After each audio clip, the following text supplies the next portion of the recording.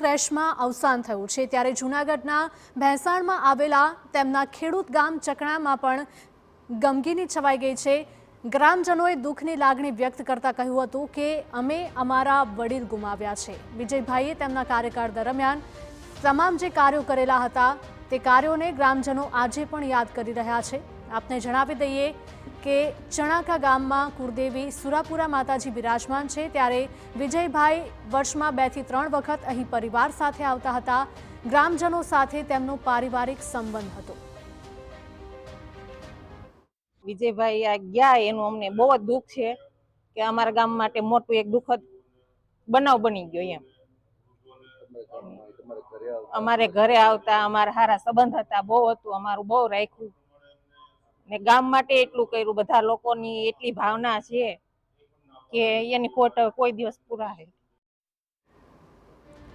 તો વિજય રૂપાણીનું જે ગામ છે ત્યાં પણ શોકનો માહોલ જોવા મળી રહ્યો છે।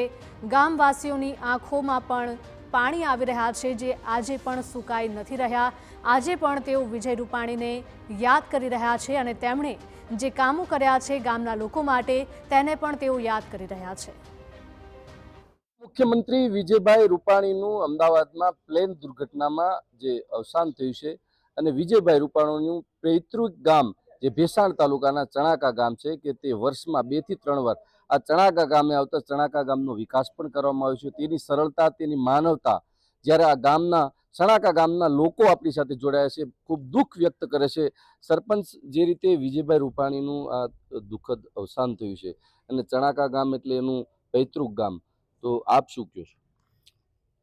વિજયભાઈનું જે અમદાવાદના પ્લેન દુર્ઘટનામાં અવસાન થયું છે એનાથી અમે ખૂબ દુઃખની લાગણી અનુભવીએ છીએ અને અમારું આખું ગામ આઘાતમાં છે।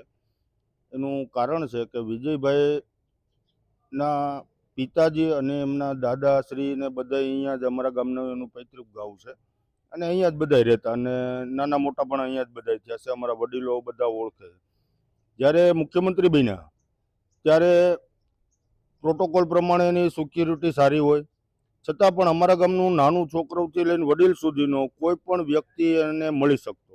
સિક્યુરિટીને પણ પોતે અમારા ગામ પૂરતી હટાવી દેતા કે ભાઈ ચણાકામાં મારે બહુ સિક્યુરિટીની જરૂર નથી।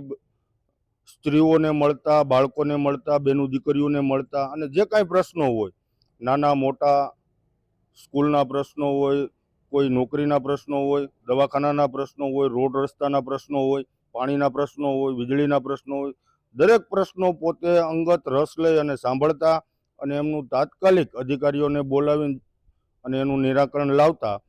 અમારા ગામના વતની હતા, એનું અમને મોટું એક અભિમાન હતું।